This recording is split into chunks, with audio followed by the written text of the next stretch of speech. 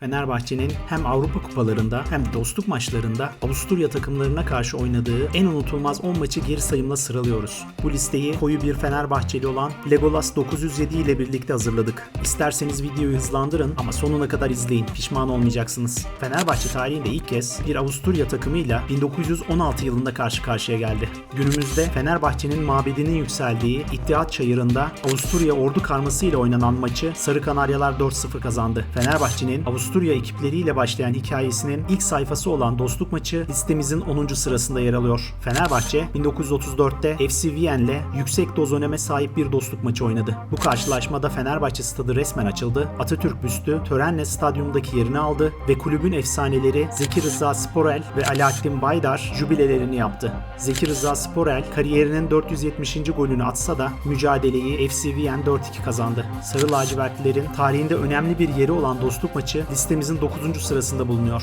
Aykut Kocaman'ın yönetimindeki Fenerbahçe'nin 2017-2018 Avrupa Ligi yolundaki ilk engeli Sturm Graz'dı. O gün sahaya yeşil formasıyla çıkan Sarı Kanaryalar henüz 10. dakikada geriye düşmesine rağmen yalnızca 6 dakika içinde bulduğu 2 golle maçı çevirdi ve rövanş öncesi büyük avantaj yakaladı. Fenerbahçe'nin Avrupa Ligi yolunu açan bu kritik deplasman galibiyeti listemizin 8. sırasında. 2017-2018 Avrupa Ligi 3. eleme turu ilk maçındaki avantajı cepte olan Aykut Kocaman'ın öğrencileri Sturm Graz'ı Kadıköy'de ağırladı. 32. dakikada Dirar'la öne geçtiler ama 66'da gelen Avusturya golünün ardından adet olduğu üzere tribünlerde stresli dakikalar başladı. Fenerbahçe'nin terlese de turladığı Sturm Graz maçı listemizin 7. sırasında yer alıyor. 2013-2014 Şampiyonlar Ligi 3. eleme turunda Ersun Yanallı Fenerbahçe'nin rakibi Red Bull Salzburg'tu. Tribünlerin büyük bölümünü Türk taraftarlar doldurmasına rağmen Sarı lacivertliler oyun olarak beklentinin altında kaldı. Ancak 90+5'te Christian Baroni'nin penaltı golü umutları canlı tuttu. Kaleci Volkan Demirel'in yaptığı kritik kurtarışlarla maçın yıldızı olduğu bu karşılaşma listemizin 6. sırasında. Ersun Yanal yönetimindeki Fenerbahçe 2013-2014 Şampiyonlar Ligi 3. eleme turu ilk maçında aldığı avantajlı skorun ardından Kadıköy'de Salzburg'u ağırladı. Henüz 4. dakikada geriye düşmesine rağmen müthiş bir geri dönüşe imza atan Sarı lacivertler yarım saat içinde bulduğu 3 golle turu geçti. Fenerbahçe'nin Avrupa Ligi gruplarını garantilediği ama UEFA tarafından 2 yıl men cezası onandığı için kupa dışında kaldığı bu karşılaşma listemizin 5. sırasında yer alıyor. 2022-2023 sezonunda Avrupa Ligi'nde gruplara kalmak için Jorge Jesus yönetimindeki Fenerbahçe'nin rakibi Avusturya Viyen'di. Joshua King ve Serdar Dursun'un golleriyle deplasmanda 2-0 kazanan Sarı lacivertliler daha ilk maçtan grupların kapısını ardına kadar araladı. Ancak gecenin en unutulmaz anı tribünden atılan davul tokmağının kaleci Altay'a isabet etmesi oldu. Hem skoruyla hem de yaşanan olaylarla hafızalara kazınan bu mücadele listemizin 4. sırasında.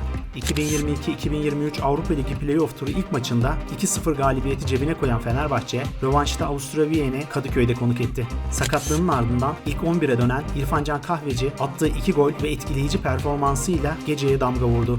Sarı lacivertler farklı galibiyetle Avrupa Ligi gruplarına yükseldi. Son 16 turunda Sevilla eşleşmesine uzanacak Avrupa serüveninin başlangıcı olan bu galibiyet listemizin 3. sırasında yer alıyor. Lazzaroni yönetimindeki Fenerbahçe 1996-1997 sezonunda tarihinde ilk kez Şampiyonlar Ligi gruplarında mücadele ediyordu. İlk rakip o günlerde Avrupa'nın güçlü ekiplerinden olan Rapid Viyen'di. Yaklaşık 10.000 Fenerbahçeli'nin tribünde destek verdiği maçta Elvir Boliç kulüp tarihinin Şampiyonlar Ligi'ndeki ilk golünü attı. Deplasmanda 1-1'lik skorla alınan bu değerli puan ve yaşanan ilkler nedeniyle bu tarihi karşılaşma listemizin 2. sırasında yer alıyor. 1996-1997 Şampiyonlar Ligi gruplarında Boliç'in nefis golüyle Manchester United'a Avrupa kupalarında 40 yıl sonra evinde mağlubiyeti tattıran Lazzaroni yönetimindeki Fenerbahçe bir sonraki maçta Rapid Viyen'i Kadıköy'de ağırladı. Bir yandan gözler sahadaydı, diğer yandan kulaklar Juventus Manchester United maçından gelecek haberdeydi. Juventus öne geçtiğinde tribünler büyük bir coşku yaşadı. 76. dakikada Jess Högg ağları havalandırdığında ise Kadıköy adeta yerinden oynadı. Çeyrek final umutlarını son maça taşıyan bu tarihi gece Fenerbahçe'nin Avusturya takımlarına karşı oynadığı maçlar arasında zirvenin sahibi oluyor. Peki siz olsaydınız bu sıralamayı değiştirir miydiniz? Anlattığımız maçlardan en çok hangisini unutamıyorsunuz? O gün yaşadıklarınızı ve maç anılarınızı yorumlarda mutlaka paylaşın. Videoyu beğenmeyi ve futbol tarihinin unutulmaz hikayeleri için kanala abone olmayı unutmayın. Bir sonraki videoda görüşmek üzere.